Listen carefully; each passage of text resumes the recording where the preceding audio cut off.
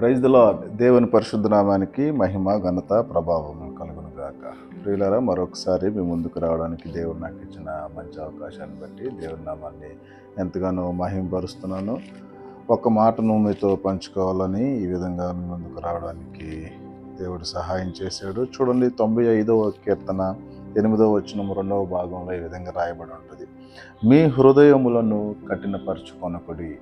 మరలా నేను ఆ మాటను జ్ఞాపకం చేస్తున్నాను. చూడండి ప్రియులారా, మీ హృదయములను కఠినపరుచుకొనకుడి. నిజమే కదా. చాలా సందర్భాల్లో ఏమవుతుందంటే మన యొక్క హృదయము కఠినపరుచుకుంటాం. మనకు నచ్చిన వారిని బట్టి చూస్తాను, లేకపోతే మనం కోరుకున్నది జరగకపోతేనో, ఆశపడింది నెరవేరకపోతే ఆ విషయాల్లో ఎంతో కొంత మనము నిరుత్సాహానికి గురయ్యి కఠినంగా ఉండడానికి, లేకపోతే ఇతరులతో కొంచెం కలిసి కలవనట్టు ఉండడానికి ఇష్టపడతాం. కానీ దేవుని ప్రియులారా, దేవుని వాక్యంలో మాట రాయబడి ఉంది: మీ యొక్క హృదయాలను కఠినపరచుకొనవద్దు అని చెప్పేసి.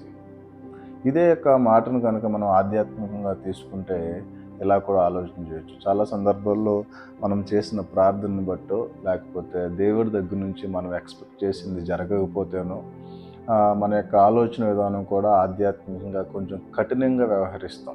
మన యొక్క ఆలోచన బండమారిపోతూ ఉంటుంది. దేవుని గురించి ఆయన స్తుతించాలన్నా, ఆయన్ని ఆరాధించాలన్నా, ఆయన యొక్క నామాన్ని గొప్ప చేయాలన్నా ఎందుకో వెనకడుగు వేస్తాం. ఎందుకు ఆ వెనకడుగు వేస్తాం అని అంటే, మనం కోరుకున్నది, మనం అడిగింది జరగలేదని చెప్పేసి మన యొక్క ఆలోచన కాస్త కొంచెం కఠినంగా మారిపోద్ది అనమాట. సో అటువంటి విషయాల్లో, అటువంటి సందర్భం వచ్చినప్పుడు మనము విశ్వాసిగా మరింత జాగ్రత్తగా ఉండాలని చెప్పేసి దేవుడు పరిశుద్ధాత్ముడు ఈ దినాన జ్ఞాపకం చేస్తున్నాడు. ఎలా జాగ్రత్తగా ఉండాలండి? మనం కోరుకున్నది జరగకపోతే దేవుడి మీద మనము అలగకుండా ఎలా ఉండాలి అని అంటే, అటువంటి సందర్భంలో మనము వాక్యము దగ్గరికి రావాలి. వాక్యము దగ్గరికి వచ్చి, ప్రభువా, నాకు ఎందుకు ఇది జరగలేదు, లేకపోతే నా ద్వారా నీవు ఏం కోరుకుంటున్నావు, లేకపోతే నాలో ఏమన్నా మార్పు జరగాల, లేకపోతే ఇది పొందుకోవడానికి నేను ఇంకేం చేయాలని చెప్పేసి దేవుని యొక్క వాక్యము దగ్గరకు వచ్చి, వాక్యము ద్వారా దేవుని యొక్క సమాధానం మనం పొందుకోవాలి. ప్రార్థనాపూర్వకంగా దేవుని యొక్క సమాధానం మనం పొందుకోవాలి. కానీ దేవుని యొక్క విషయంలో, లేకపోతే ఆధ్యాత్మిక సంబంధమైన విషయాల్లో మన యొక్క హృదయాన్ని ఏమాత్రము కఠినపరుచుకోకుండా ఉండాలని ఒక సేవకుడిగా మీకు జ్ఞాపకం చేస్తున్నాను. ప్రియులరా, ఇది ఒకేసారి జరిగిపోయే క్రియ కాదు. ఏమవుతుందంటే అది చిన్నగా ప్రారంభమైపోతుంది అనమాట. కొన్నిసార్లు ఏమవుతుందంటే, మనం చేసిన ప్రార్థనకు జవాబు రాలేదు. అప్పుడు ఏమైందంటే, రెండోసారి ఏదైనా అవసరతకు మనము దేవుని సన్నిధిలో మొరపెట్టినప్పుడు అపవాది ఏం చేస్తుంది, చిన్నగా మీ యొక్క ఆలోచనను డిస్టర్బ్ చేయడానికి ప్రయత్నం చేస్తుంది. ఇక అంతకుముందు దానికోసం ప్రార్థన చేసేవు కదా, ఆ విషయంలో దేవుడు ఏమైనా చేశాడా, ఇది కూడా చేయడు అని చెప్పేసి నీవు ప్రార్థన చేయడానికి, దేవుని యొక్క విషయంలో ఆసక్తి చూపించడానికి నీ యొక్క ఆలోచన కాస్త ఏం చేస్తుందంటే డిస్టర్బ్ చేస్తుంది అపవాది. అప్పుడు నీవు మరింత జాగ్రత్తగా, మరింత మెలకువగా ఉండి దేవుని వైపు చూడగలగాలి. ఇంకా నీవు దేవుని వైపు చూడలేకపోతే అప్పుడు ప్రియులారా, నేను చెప్తున్నాను ఒక సేవకునిగా, మీ యొక్క సేవకుల యొక్క సహాయం తీసుకోవాలి. లేకపోతే మీ యొక్క సంఘంలో పరిశుద్ధుల యొక్క సహాయం తీసుకుని, దేవుని వైపు నేను నిలవబడలేకపోతున్నాను, దేవుని యొక్క విషయంలో నాకు ఆసక్తి రావట్లేదు అని చెప్పేసి కొంచెం మీరు మీ యొక్క ఆలోచనను, లేకపోతే మిమ్మల్ని మీరు తగ్గించుకొని, మీరు మీ యొక్క ఫ్రెండ్స్ యొక్క, లేకపోతే మీ యొక్క సేవకుల యొక్క, లేకపోతే మంచి విశ్వాసుల యొక్క సలహా తీసుకుని ముందుకెళ్ళాలని ఒక సేవకుడిగా మీకు జ్ఞాపకం చేస్తున్నాను. ఆ విధంగా తీసుకున్నప్పుడే మనం ఆధ్యాత్మికంగా నెక్స్ట్ లెవెల్కి వెళ్ళడానికి దేవుడు సహాయం చేస్తాడు. అలా తీసుకోకుండా నీ అంతట నీవే నీవు నీ యొక్క హృదయాన్ని బండమార్చుకొని, నీవు కఠినపరుచుకొని, దేవుని యొక్క విషయంలో, ఇతరులను ప్రేమించే విషయంలో, క్షమించే విషయంలో, ఆరాధించే విషయంలో ఏమాత్రము దేవునికి ఇష్టంగా ఉండకపోతే ఏమవుతుందంటే మనకు మనమే నష్టం చేసుకునే వారిగా ఉంటామని చెప్పేసి దేవుని యొక్క లేఖనాలు తెలియజేస్తున్నాయి. మీరు ఎలా మనకు నష్టం కలుగుతుందండి?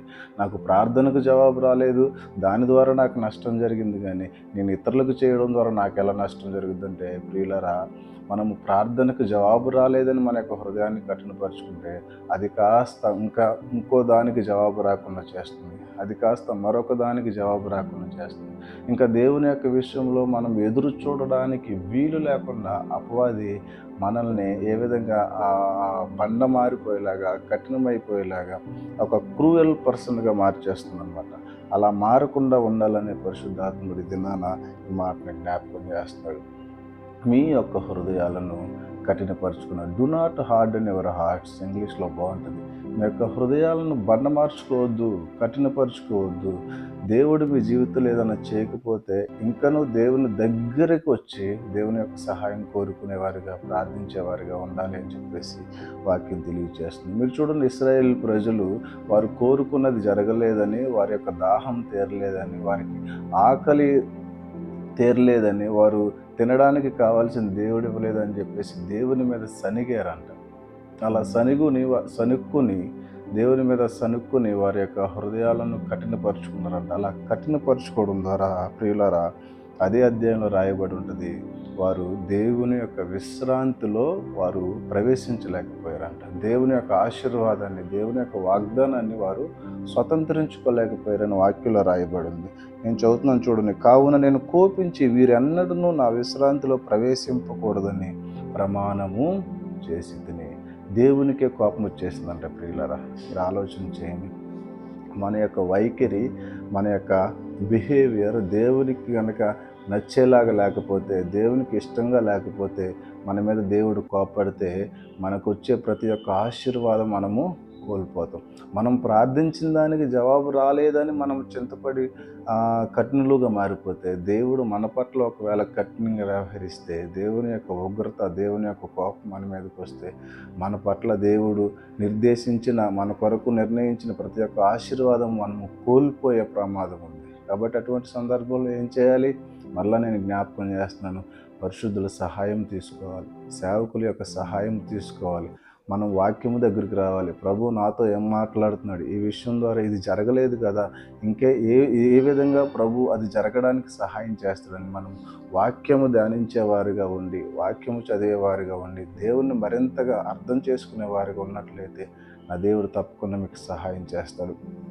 ఆ విధంగా దేవుడు మనకు అనుగ్రహించిన ప్రతి ఒక్క ఆశీర్వాదం స్వతంత్రించుకోవాలని తెలియచేస్తూ, మీ యొక్క హృదయాలను ఆధ్యాత్మికమైన విషయాల్లో, ఏ విషయాల్లో కూడా దేవుణ్ణి స్తుతించే విషయంలో, ఆయన ఆరాధించే విషయంలో, ఆయన కొరకు సాక్షిగా నిలబడే విషయంలో కఠినపరుచుకొనకుండా, ఆయన నా కొరకు ఇంకా మేలైనది దాచిపెట్టాడని ఆయన యొక్క కార్యము కొరకు దీన మనసులో ఎదురు చూస్తూ ఆయన యొక్క ఆశీర్వాదాన్ని పొందుకోవాలని తెలియచేస్తే మాటలు ముగిస్తున్నాను.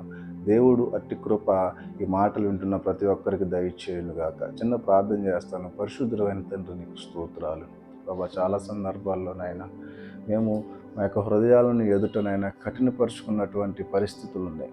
ఇదిగో తండ్రి, వాటన్నిటిని బట్టి మమ్మల్ని అందరినీ క్షమించండి. ఈ మాటలు వింటున్న ప్రతి ఒక్కరిని నైనా మీరు జ్ఞాపకం చేసుకోండి. అయ్యా, వారు ఒక మంచి నిర్ణయం తీసుకొని నీకు అనుకూలంగా, నీకు సానుకూలంగా ఉండాలని ప్రభా ఆశపడుతుండగా తండ్రిని యొక్క ప్రభా అయా ప్రతి ఒక్క ఆశీర్వాదము ఈ మాటలు వింటున్న బిడ్డలకు మీరు అనుగ్రహించండి. మీరే సహాయం చేయండి. మీరే మహిమ ఘనత ప్రభావం పొందుకోవాలి. మా యొక్క హృదయాలు ఎప్పటికప్పుడు నాయన నీకు ఇష్టంగా ఉండడానికి, అయా ప్రభా నీకు లోబడి ఉండడానికి మాకు సహాయం చేయమని యేసయ్య నామములో ప్రార్థించి వేడుకొనుచున్నాము తండ్రి. ఆమేన్. మంచిది. దేవుని యొక్క కృప, ఆయన యొక్క సన్నిధి, సమాధానము నిత్యము మనకు ఎల్లప్పుడూ తోడైండు నడిపించును గాక. ఆమేన్. ఆమేన్.